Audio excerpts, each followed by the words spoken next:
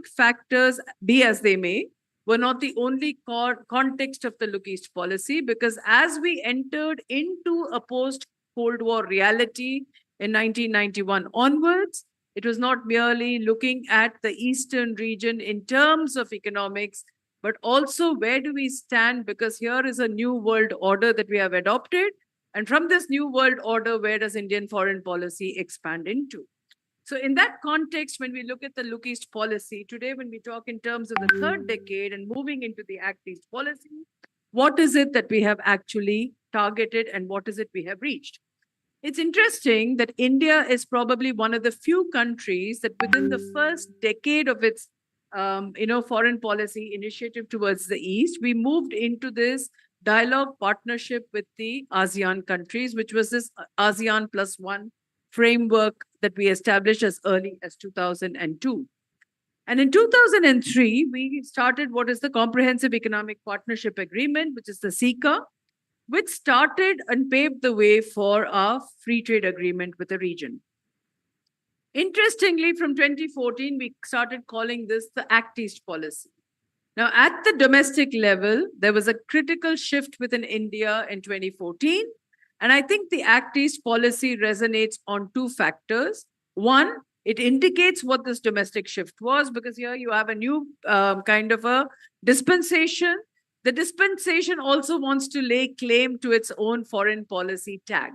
So it's a very, very interesting debate that you shifted the name from the Look East to the Act East policy.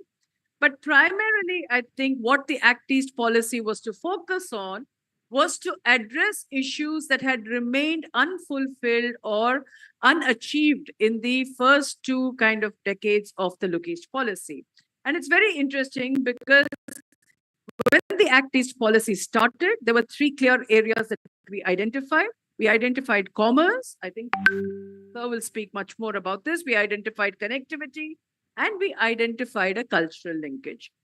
Now, how is it different? In my view, that there is not really much of a difference between the Look East and the Act East policy, except that there was an effort to reinvigorate the Look East policy and move it towards, I would say, further consolidation in terms of what this actually meant.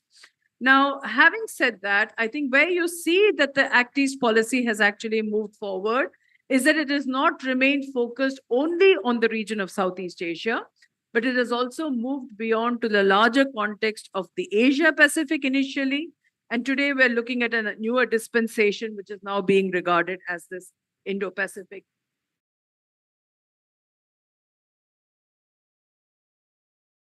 Just say that if you look at the last 5 years, and I think this is where the clarity comes in, because we were supposed to achieve a targeted growth with the ASEAN states, where our volume of trade with ASEAN would be to the tune of 200 billion by 2015. This was after the FTA had come into place. Today, the volume of trade that we have with the ASEAN countries is 120.8 billion. And if you look at this target over the last so many years, it has systematically grown from, I would say, in 2019, it was 86.9 billion. Today, we're at 120.8 billion. The one thing that I think which has been in terms of myths or realities that we need to discuss is this entire withdrawal that we have had from the RCEP. I was just talking to Sir about it, and this RCEP withdrawal becomes very critical for us to understand. I think one of the factors that India put out was that it did not, India's expectations of the RCEP were not fulfilled. And more importantly, I think one of the aspects has been that how we address these rules of origin and the, or rather undeterred flow of Chinese goods coming in was one of the concerns that RCEP agreement. More importantly, I think where we have had, I would say, lost out has been in the services sector agreement as far as the ASEAN region is concerned, because India ranks 9th in the global services sector, and yet the ASEAN, though we agreed to the treaty was signed, the sector agreement was signed in, if I'm right, in November 2014. We did not really move into a ratification on the services agreement, and that has actually been one of the core aspects where we have also been, we've lost out on that. And I think where we've really had a problem is the fact that we have a deficit trade with almost 11 of the 16 members of the RCEP countries. And this deficit actually meant that we would also be taking on about $150 billion deficit. And this is one of the reasons I think that there has been a kind of a insecurity on how we would handle the domestic impact of that deficit, which is exactly where we have sort of moved out of the RCEP framework.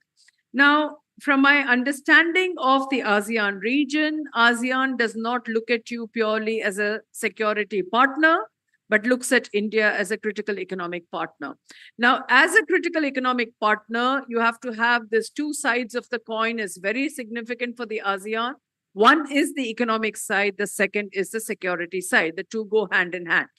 And there, I think there has been a significant kind of I would say, a kind of instability as far as our withdrawal from the ASEAN is concerned. From the RCEP, sorry, from the RCEP is concerned. Now, where we have, I think, in recent years, sort of expanded our initiative, like I said, under the Act East, we've also moved beyond the ASEAN region to the Asia Pacific region.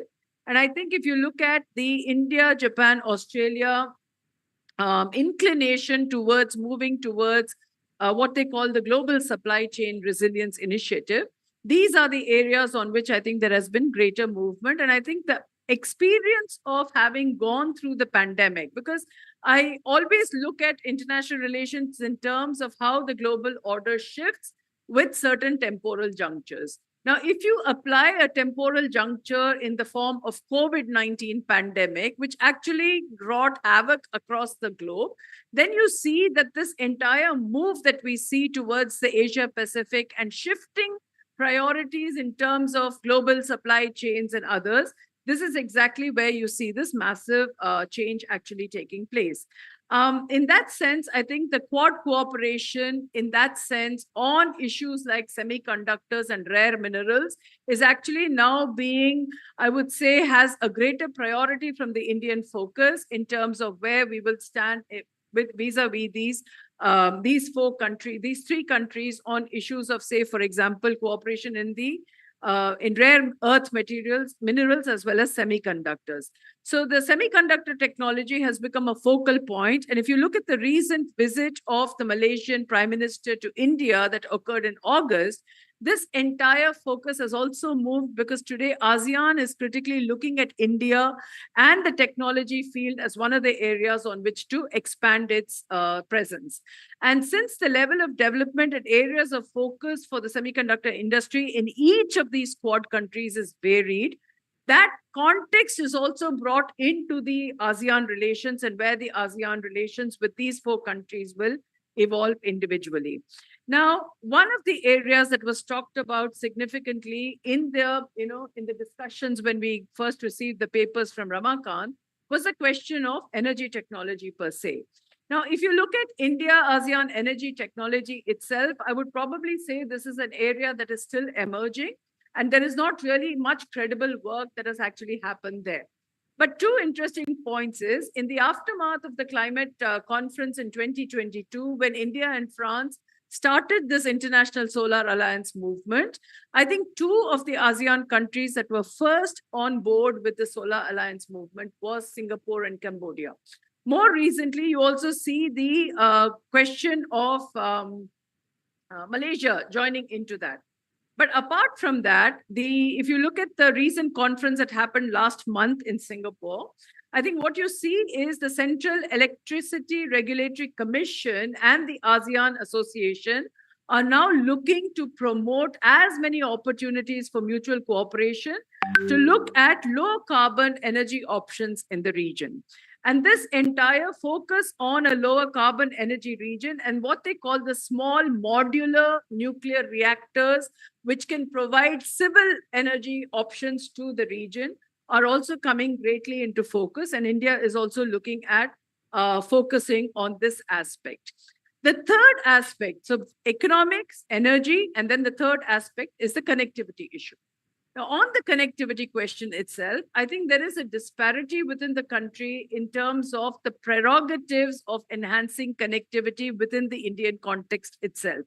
Because if you have to look at a land connectivity across through the region of Southeast Asia, without a doubt, the region of Northeast India comes critically into focus. Now, the applicability of this connectivity, any connectivity projects has to go through the regions of Northeast India and the first country of Southeast Asia with whom we share the longest land border, that is Myanmar. Now, considering exactly the level of instability that Myanmar has faced over the last 3.5 years, the question of any of these connectivity projects moving through the region of Myanmar into the rest of Southeast Asia becomes that much more debatable. For example, we've been talking about the India-Myanmar trilateral highway, as far as I know, for the last 20 plus years, and we still have not made headway on this. I have argued in one or two of my papers and several other forums such as this, that there is from our side a connectivity deficit, or I would say a delivery deficit, in terms of how we address the connectivity projects. So one of the main projects has been the India-Myanmar trilateral highway, India-Myanmar-Thailand trilateral highway, sorry. And then what we call the Lido Road or the Stillwell Road. The Stillwell Road is a road that actually connects all the way from Kolkata up to Lido and from there all the way up to Lashio. Now, if you look at this possibility of opening up this road connects Lido all the way to Bhamo in Myanmar. And again, the entire focus has been the question of instability in Myanmar. The BCIM economic corridor that was opened up as long back as 2012, the entire focus of the economic corridor was to allow for the movement of trade and people across this region. Again, it remains almost a non-existent. I mean, it's in paper, it's there, but it's not yet implementable, it's not yet used. So these issues have been actually very critical. And again, like I said, all these roads go through one critical country, and that is Myanmar. The Chennai-Dawai corridor is another option that is being explored, but that is going to be a sea link between the two cities of Chennai and Dawai. And furthermore, the only one that has seen any, I would say, implementation is today the Kaladan multimodal transport corridor that has actually come into effect. But yet, the impact on the political instability in Myanmar will continue to have an impact on the region. It is also discussions when we have to take the Kaladan multimodal project into context. The BBIN, of course, does not really connect with all of Southeast Asia, but more importantly with the rest of the region in South Asia. But in any case, Bhutan has pulled out of it for environmental reasons, and as a result of it, this has actually not moved forward. So when you talk in terms, this will come to my last point, that when we talk in terms of what is actually the potential that we have in terms of pushing these connectivity projects forward, I think one of the I would say projects that was considered at some point in time was the establishment of what we call this Indo-Pacific Economic Corridor. Because if you look at this map, connecting South Asia to Southeast Asia through the land route becomes so critical for you to have any capacity to move towards the western side, okay? So it has to be a connectivity that includes South Asia, Southeast Asia, and then Central Asia.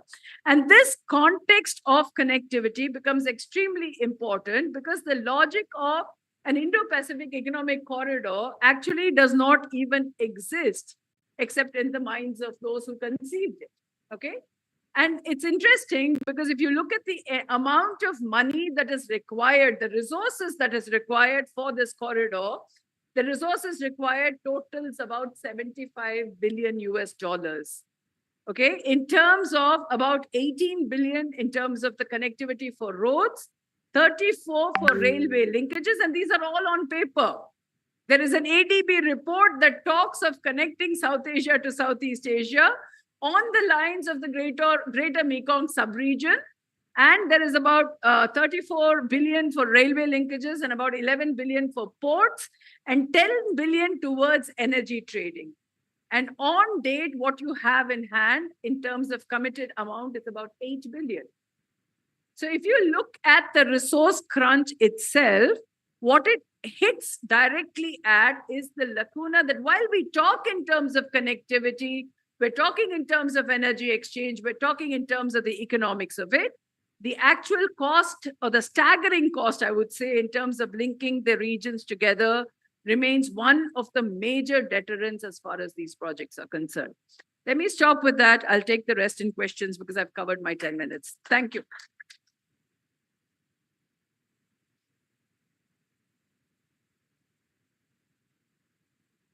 Thank you, madam. Now I would like to invite Dr. Ajay Dua Sahab, who is a retired IAS officer, our senior in service, and he's a former secretary of Ministry of Commerce and Industry, Government of India. He's an expert in governance and economic policy, especially in trade and industry. He has many achievements, which includes his key role in India's trade liberalization and partnerships with Southeast Asia. And at present, he is an advisor on India-Southeast Asia economic collaboration. Over to Dr. Dua.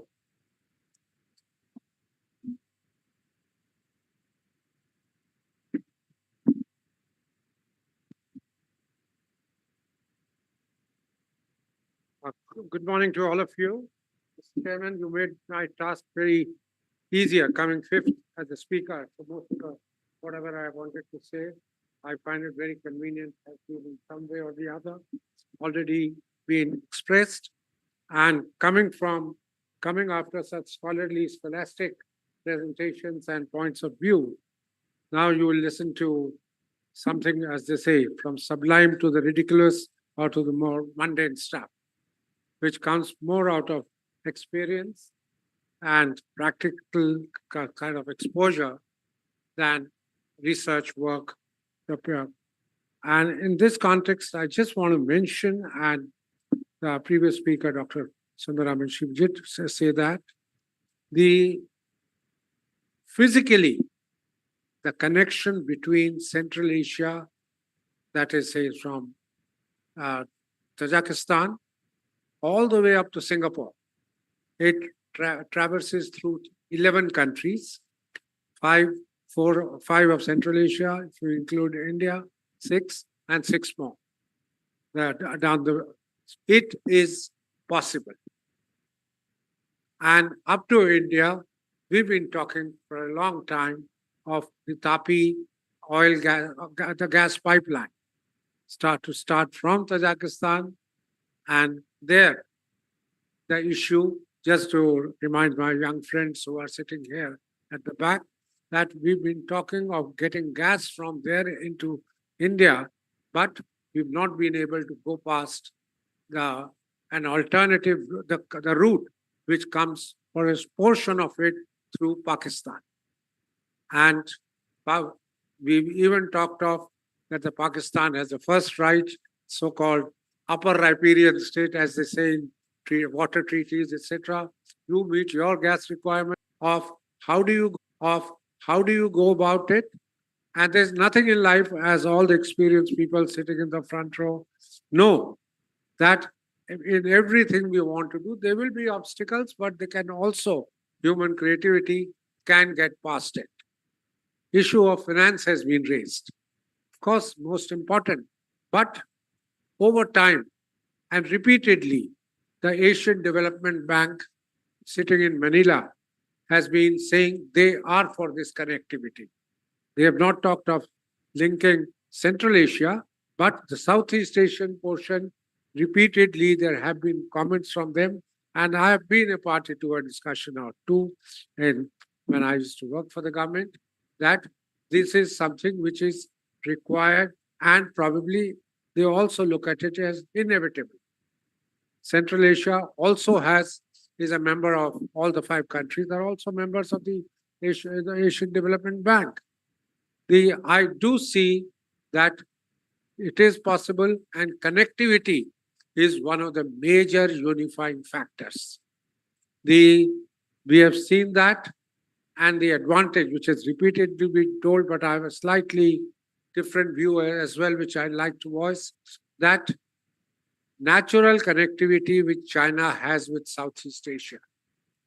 Absolutely natural, contiguous, geographically, ethnicity of most people in Southeast Asia is Chinese in origin, and the Chinese, with their now financial muscle, apart from their military muscle, etc., are able to push BRI and other incentives to the nations of Southeast Asia, and to say that we will be able to replace China as a benefactor or as a trading partner with Southeast Asia or even Central Asia.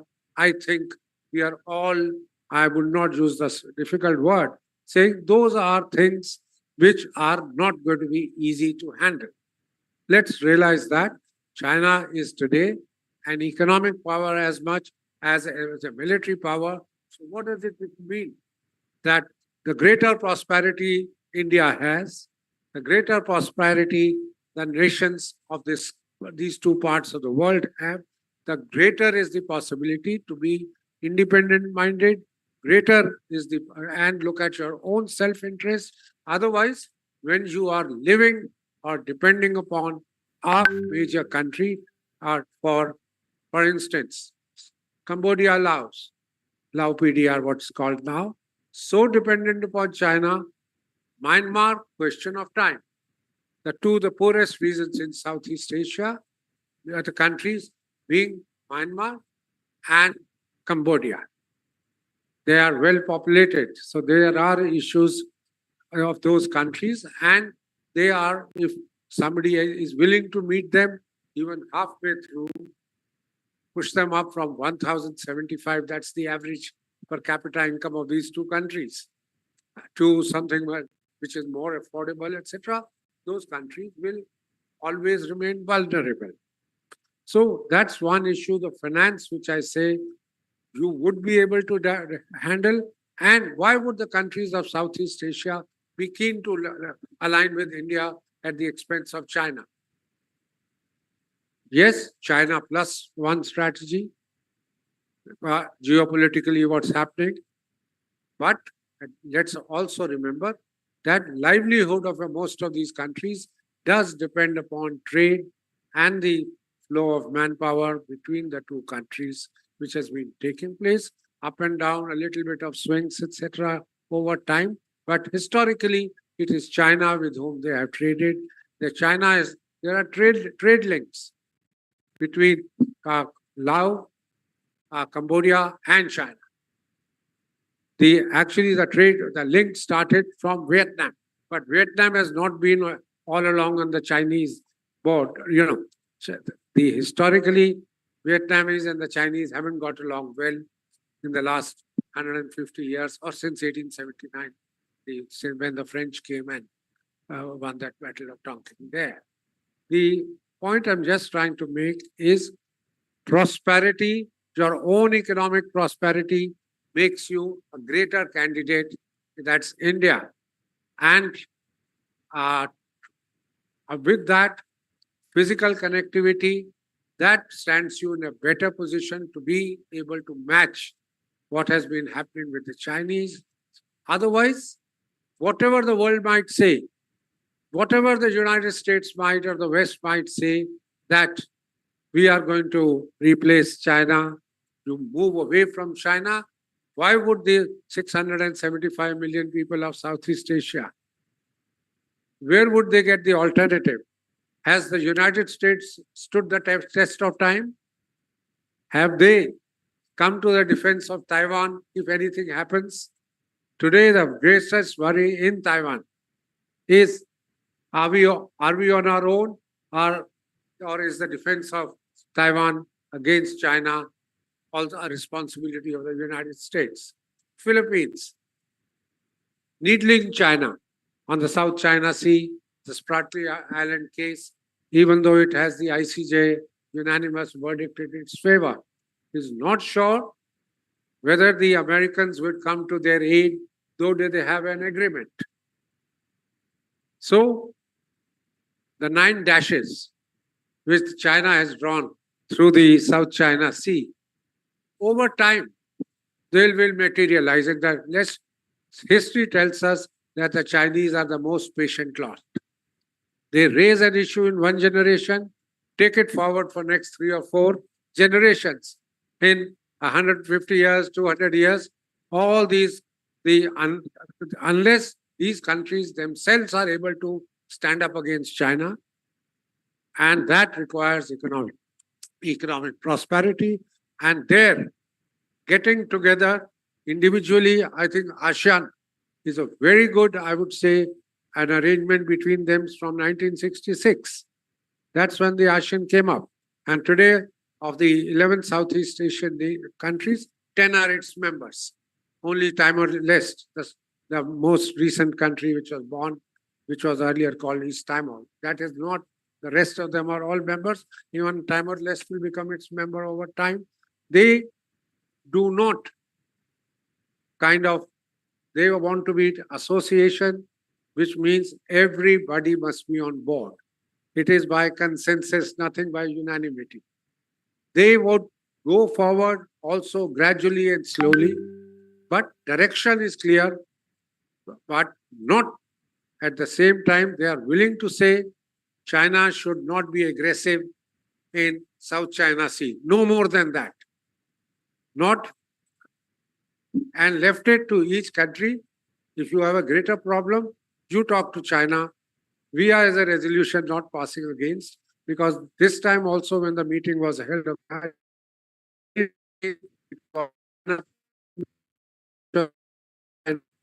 recently, and then the third day, India, China, India, ASEAN, they said how to increase ASEAN and Chinese trade, how to increase defense arrangements with China. So as an association is one stand, as a individual body, each one is left to it.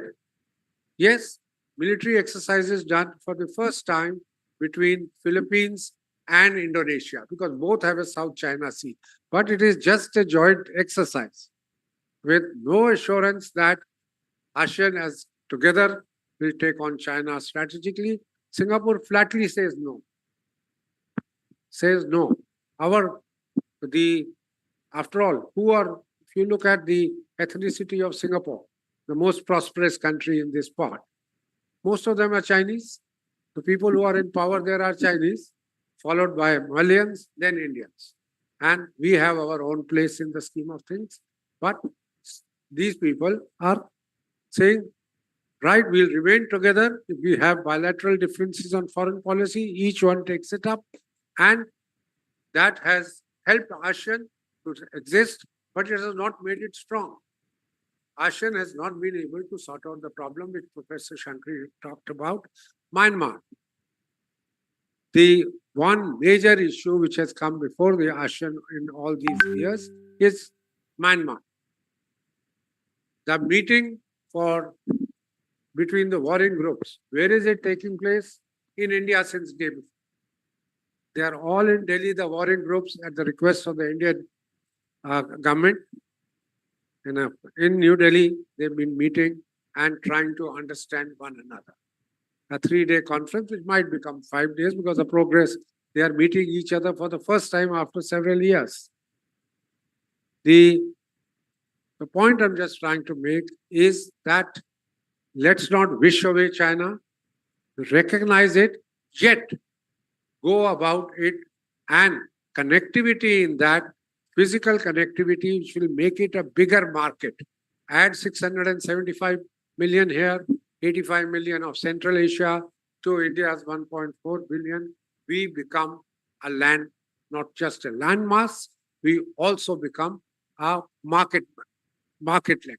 And over time, whether that connectivity can get us into closer economic community like Europe became post Second World War, whether it can turn into various things like EU, which is a further step from economic, because it's also a political body together, is time to be seen. But that gives every country here an assurance, saying it's not necessary to be a part of China, because China gives us money, China provides us market, China provides us raw material. Here is an alternative, which is large, 2 billion people, growing, and the growing makes it more items. It becomes a bigger market, and market is not just size. Market is affordable market, that there is purchasing power which can match the Chinese ability to do all these things. That is where I come from, my theme of what I will talk about, and I'll be very happy to talk about granular things in this during the question hour if any one of you would have any queries. Thank you. Sorry.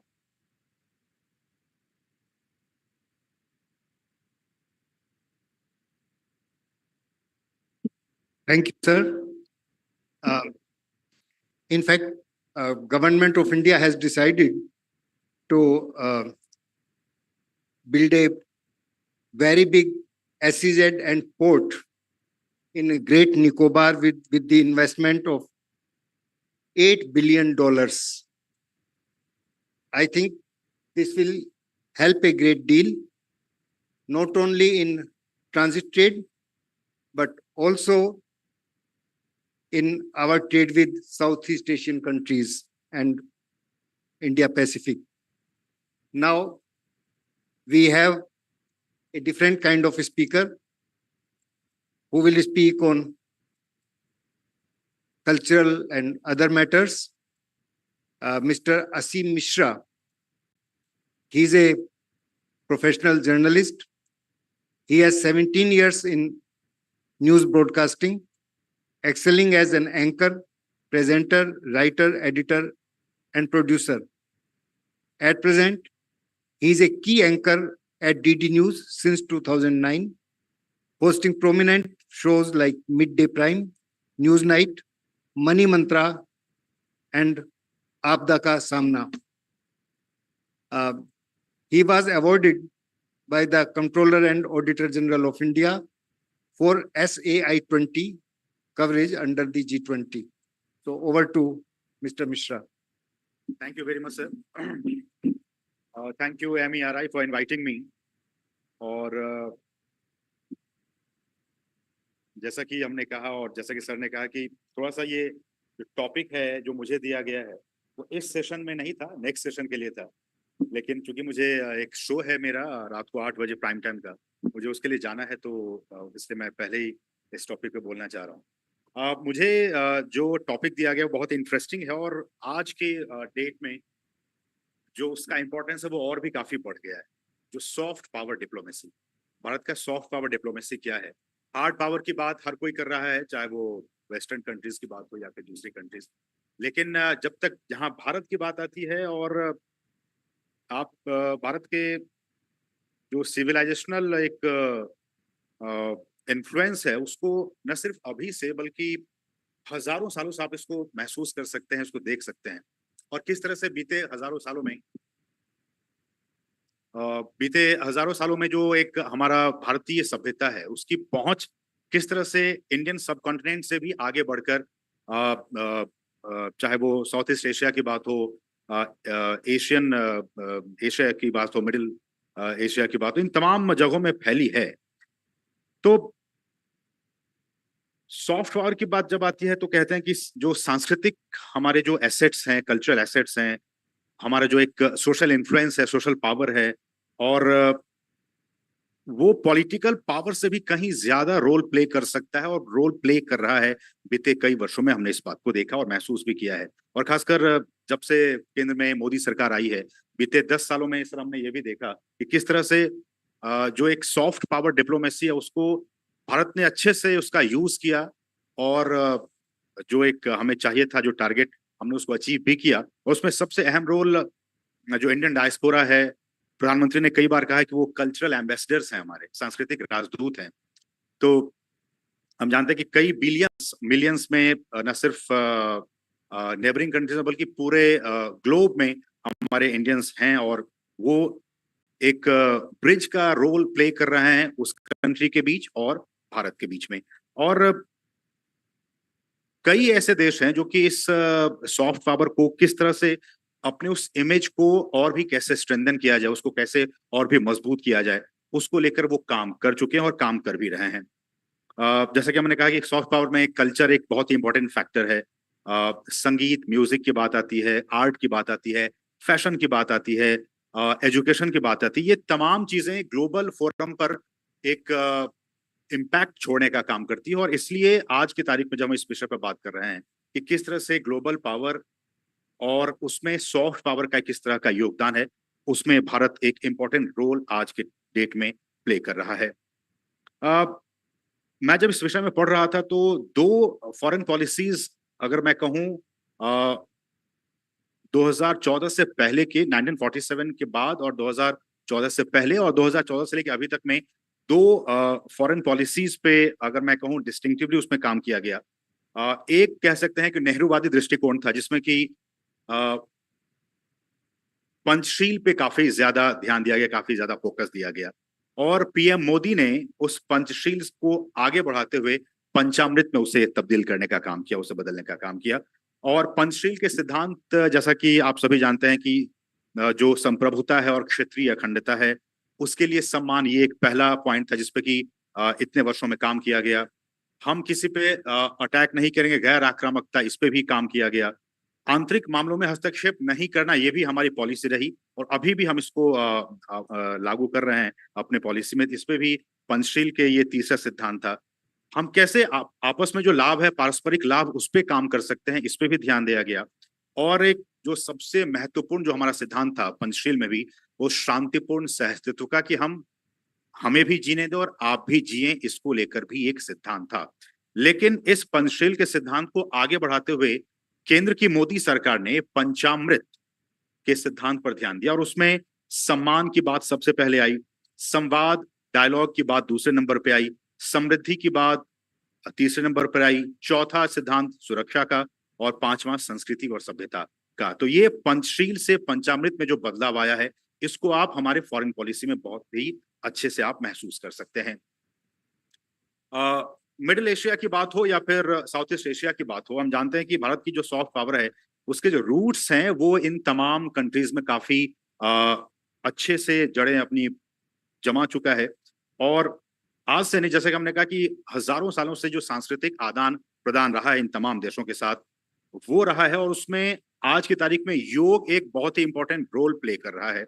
और हम जानते हैं कि जब UN जैसे वैश्विक मंच पर भारत ने इस बात को कहा कि हम योग को एक अंतर्राष्ट्रीय योग दिवस के तौर पर सभी देश मनाए, जितने भी यूएन के मेंबर्स हैं, तो तमाम देशों ने, मुझे लगता है कि 170 से ज्यादा देशों ने उसको लेकर अपनी सहमति दी। तो आप समझ सकते हैं कि ये जो एक भारत का इन्फ्लुएंस है सॉफ्ट पावर में, कि तमाम देशों ने योगा को एक्सेप्ट किया, और 21 जून को हम जानते हैं कि अंतर्राष्ट्रीय योगा दिवस मनाते हैं, और न सिर्फ भारत में बल्कि पूरे विश्व में इसको मनाया जाता है। तो ये एक सॉफ्ट पावर डिप्लोमेसी कह सकते हैं कि इसको न सिर्फ भारत ने इसको एक्सेप्ट किया, बल्कि इसको ग्लोबली भी लोगों ने एक्सेप्ट किया और उसको मनाया जा रहा है।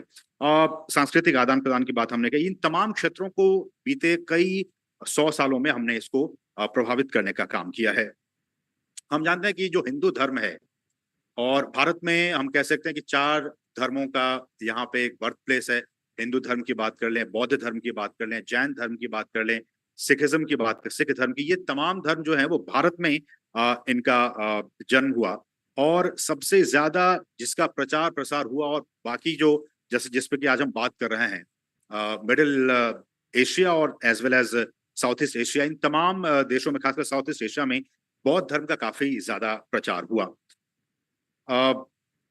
साथ ही साथ भारत की जो आर्ट है और वास्तुकला है, यहाँ की जो लैंग्वेज है, हम आज आपसे हिंदी में बात कर रहे हैं, और अब देखिए कि अब धीरे धीरे जो भी इंडियन डायस्पोरा है, वो इस हिंदी भाषा को वहां पे कितना एक्सेप्टेंस मिल रहा है। तमाम देशों में, आप वेस्ट में चले जाइए, यूएस में चले, जहां भी इंडियन डायस्पोरा के लोग हैं, वो इस आइडेंटिटी को, अपने इस कल्चरल आइडेंटिटी को, लैंग्वेज की आइडेंटिटी को वहां भी स्प्रेड करने का काम कर रहे हैं। तो ये भी एक ब्रिज का काम कर रहा है कल्चरल डिप्लोमेसी में, और एक बहुत इंपॉर्टेंट रोल वहां पे प्ले कर रहा है।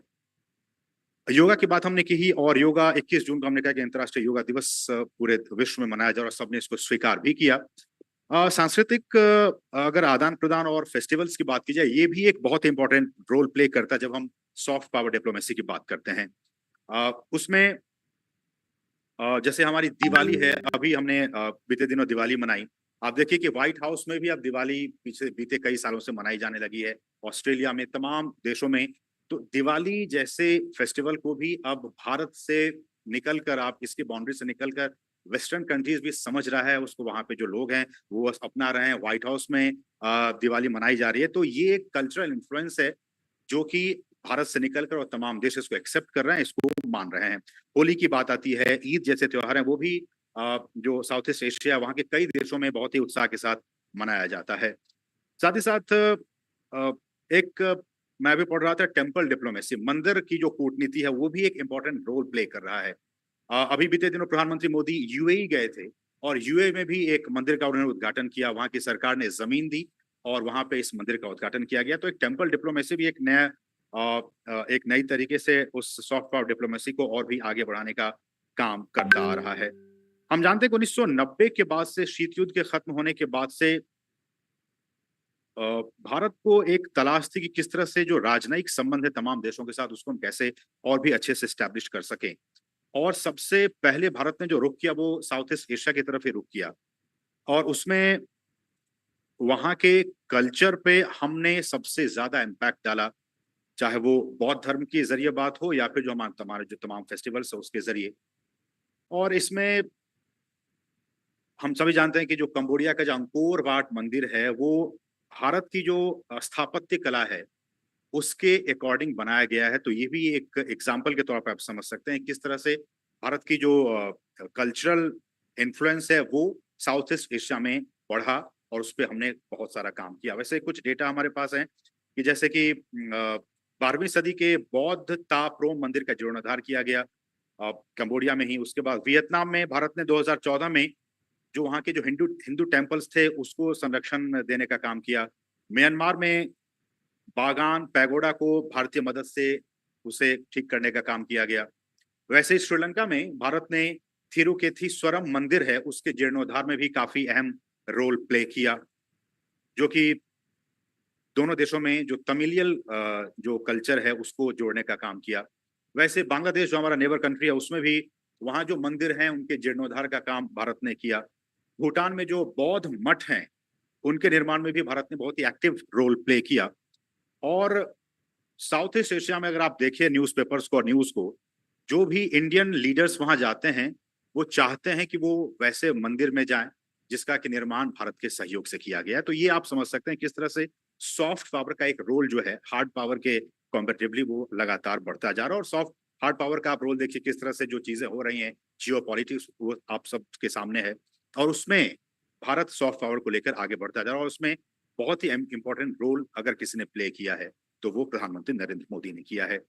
इकोनॉमिक और डिप्लोमेटिक जुड़ाव की बात जब आती है, तो जैसा कि सर कह रहे थे कि act east policy, look east policy के बाद 1991 में अब हम एक्ट ईस्ट पॉलिसी पे काफी ज्यादा ध्यान दे रहे हैं, और उसकी वजह से तमाम जो एशियाई देश हैं उनके साथ हमारे जो संबंध है वो काफी अच्छे होते जा रहे हैं। आप आसियान भारत शिखर सम्मेलन की बात ले लीजिए, ईस्ट एशिया शिखर सम्मेलन की बात कर लीजिए, ये तमाम जो ऐसे मंच हैं वहां पे अब शांति की बात होने लगी है, समृद्धि की बात होने लगी है। और ये तमाम मंच भारत को अपनी सॉफ्ट पावर को दिखाने के लिए एक मंच के तौर पर काम कर रहा है, और हमें उसके साथ एक रणनीतिक साझेदारी भी हम कैसे उन तमाम देशों के साथ स्टैब्लिश कर सकते हैं, इस पर भी काम किया गया है। हम जानते हैं कि 31 मिलियन से ज्यादा इंडियन डायस्पोरा के लोग पूरे विश्व में रहते हैं, और ये बहुत ज्यादा इंपॉर्टेंट रोल प्ले कर रहे हैं आज की तारीख में। और जैसा कि हमने कहा कि इसे सांस्कृतिक एक कल्चरल एम्बेसडर के तौर पर इसे जाना जाता है, प्रधानमंत्री ने कहा। मेडिकल टूरिज्म एक बहुत ही इंपॉर्टेंट सेक्टर है जिसमें कि हम जानते हैं कि भारत में और खासकर केरल में और फिर साउथ के बहुत सारे ऐसे स्टेट्स हैं जहाँ की जो सेंट्रल एशिया है या फिर साउथ ईस्ट एशिया है, वहाँ के लोग आते हैं और यहाँ पे सस्ता इलाज है वो यहाँ पे करके जाते हैं। तो ये इस बात को भी दिखा रहा है कि किस तरह से भारत में मेडिकल टूरिज्म और टूरिज्म चूंकि सस्ता है और बहुत ही रिलायबल है, लोग आते हैं यहाँ पर अपना इलाज करके जाते हैं। योगा को लेकर एक्सेप्टेंस बढ़ता जा रहा है। एजुकेशन के फील्ड में हम लगातार आगे बढ़ते जा रहे हैं। अभी नालंदा विश्वविद्यालय का फिर से जीर्णोद्धार किया गया, तो हम जानते हैं कि एक उसका एक ऐतिहासिक सिग्निफिकेंट रहा है नालंदा विश्वविद्यालय का, और अब एक बार फिर से उसको पुनर्जीवित किया गया। उसमें प्रधानमंत्री खुद भी शामिल हुए थे वहां पे।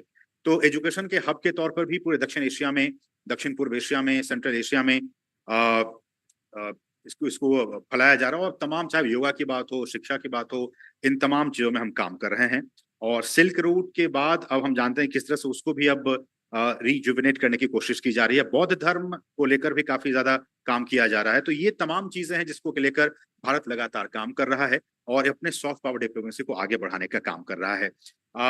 हम ये कह सकते हैं निष्कर्ष के तौर पर कि योग, सांस्कृतिक आदान प्रदान की बात हो, आर्थिक जुड़ाव की बात हो, कूटनीतिक पहल की बात हो, ये तमाम चीजें मध्य एशिया और साथ ही साथ दक्षिण पूर्व एशिया में जो भारत की सॉफ्ट पावर डिप्लोमेसी है उसको और भी समृद्ध और आपसी समझ को और भी बढ़ावा दे रहा है।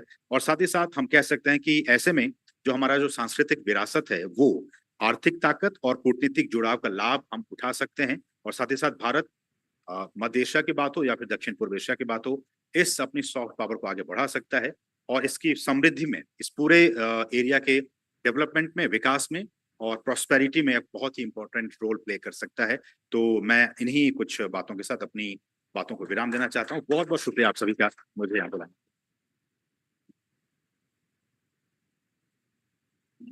Our next two speakers will join us online.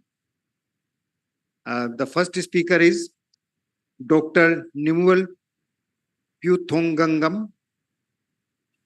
He is a renowned expert in regional business development and is based in Thailand. He actively promotes India-Thailand trade relations and economic collaboration.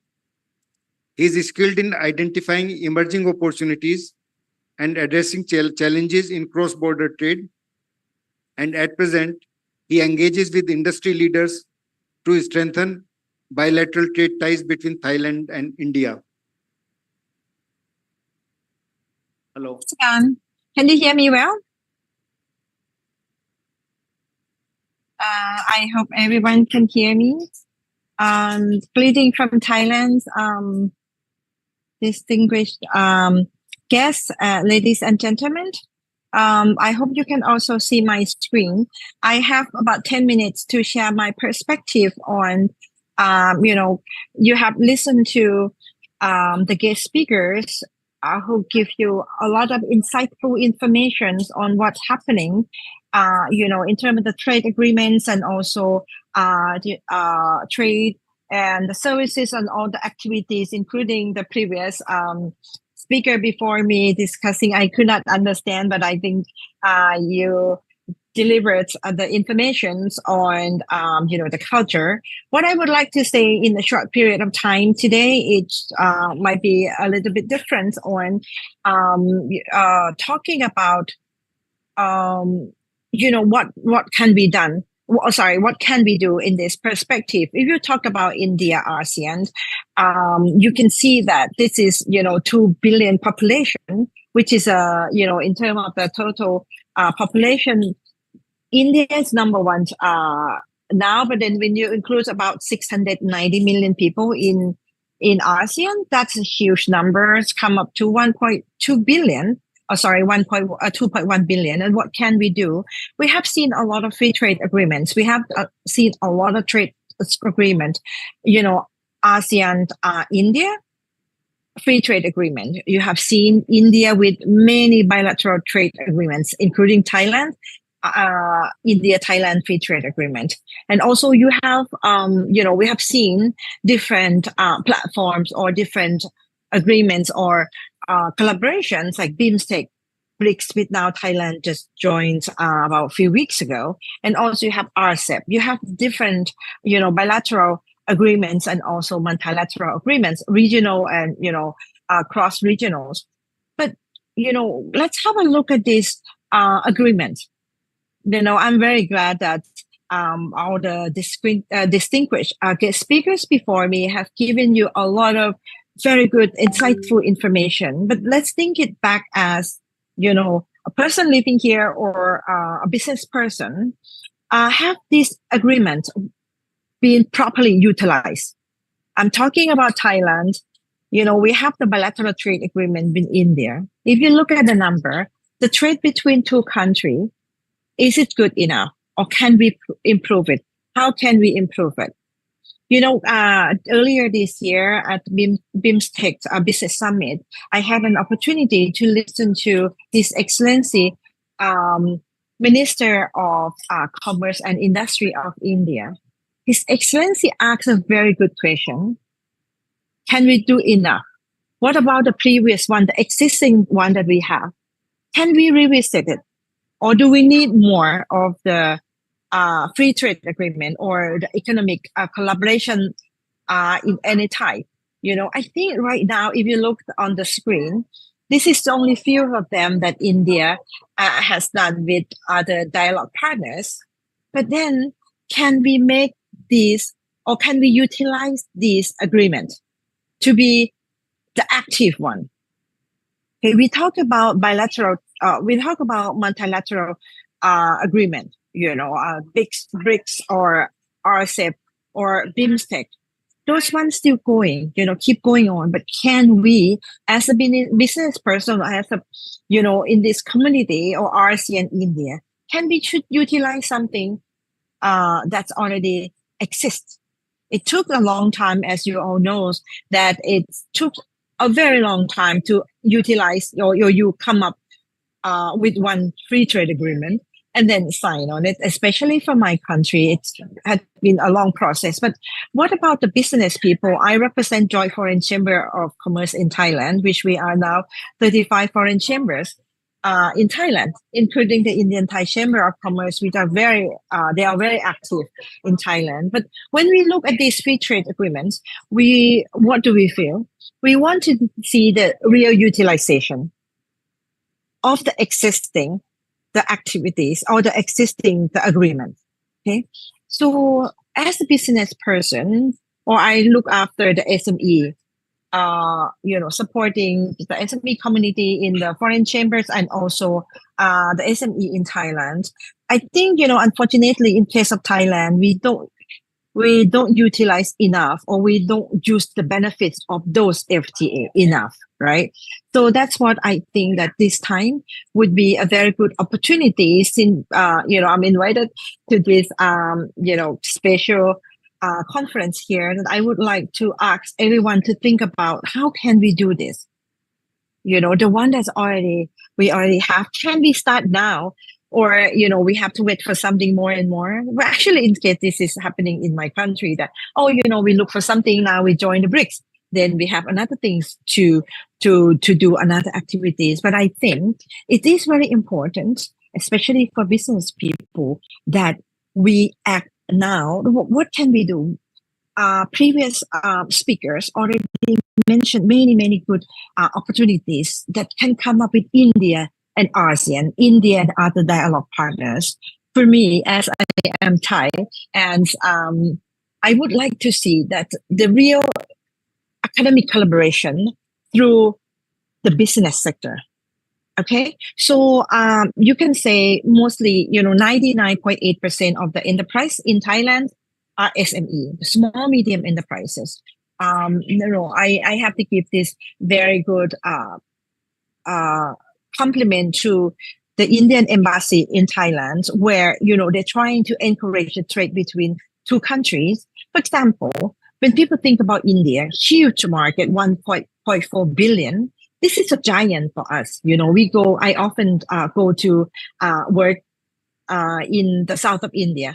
So this is a good business opportunity. But why can't Thai people go to this country? A lot of hesitation, a lot of myth, a lot of unknown fact. And then for Indians, I just got contact from Indian company want to, expand the James business in Belgium, like that. So what are we missing? I think we already have very good agreements between India, ASEAN, India, Thailand. Just need to utilize it.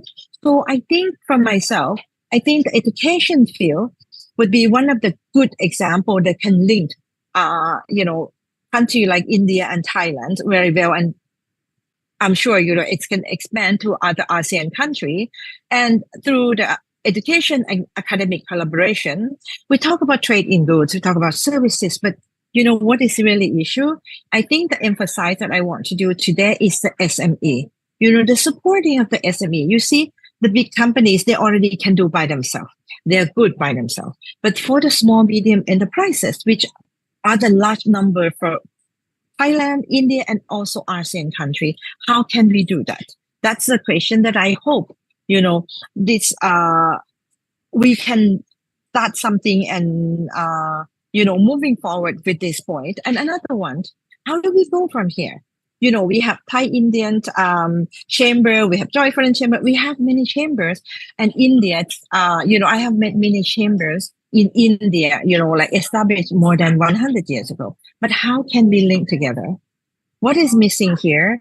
Yes, you know that you don't do the business, you need the networking, you need the bridging, but I think what we need is the real connection. And I believe that, through the collaborations with the academic institutions, that would be the key. And also with the support of the embassies in both countries, that would be the key that I wanted to point out. The SME, they have many issues, but they have many opportunities. For instance, right now, people focusing on if you export or to the European Union, you have to, deal with the EU Green Deal, which actually doesn't apply to SME yet. But in Thailand, there are a lot of SME who do the OEM manufacture for other country. I think, with this point, Thailand's focusing on now the ESG, right? But in fact, I discovered that India is one of the leaders. You have a lot of knowledge. So that's why I think, not only the education or academic collaboration, I think to support the SME I think what I have seen in the last maybe 15, 20 years that I've been working on the SME, India is the one country that has the Ministry of SME. That means that you have the knowledge, you have capability to support other. By working together, support each other, I think that would create the real bridge. You can have networking of chamber and so on, but this is one of the key that will emphasize the possibility of India going to bridge a strong bridge with Thailand and other ASEAN countries as well. So if you look at the past, from sitting here, seeing what's happening, I used to be once a free trade specialist quite some time ago. So I see that the utilization of this agreement actually disagree. I heard a lot of people want today that please SME and then utilizing support of the SME by helping them utilizing these free trade agreements. We can start with India, Thailand free trade agreements. Then I think this would be the very strong bridge and the key for the economics or financial improvement of the people in our country. Thank you so much. Thank you for having me here. Namaskar.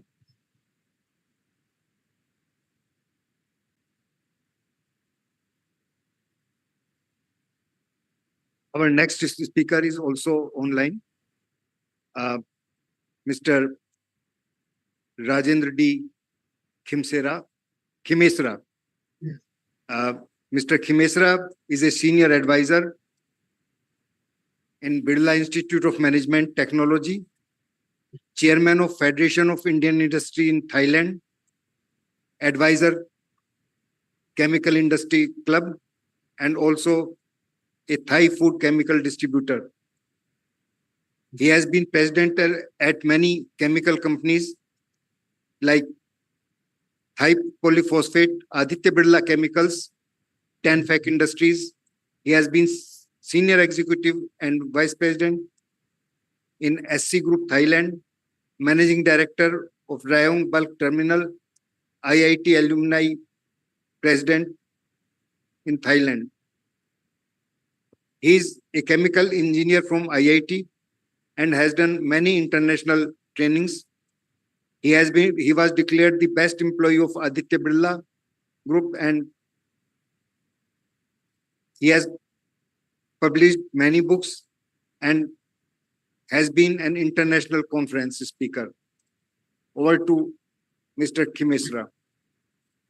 Thank you very much for a nice introduction. His Excellencies, Professor Lalit Agrawal, whom I met some time back in Bangkok, Professor Deepshikha Agrawal ji, and ladies and gentlemen, and my dear students. Namaskar and Sawadee Krap from Bangkok. I am truly honored to participate in this international conference with distinguished speakers. I am most grateful to Shri Bhaskar Kalra of the Indian Embassy in Thailand and Anshu Kalra ji for sharing details of this conference. Ladies and gentlemen, I'm a very positive person. I am from the industry. So I would like to say India is on transformative journey.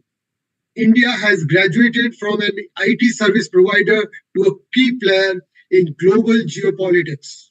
I emphasize that India's rise is not just a regional phenomenon for Southeast Asia.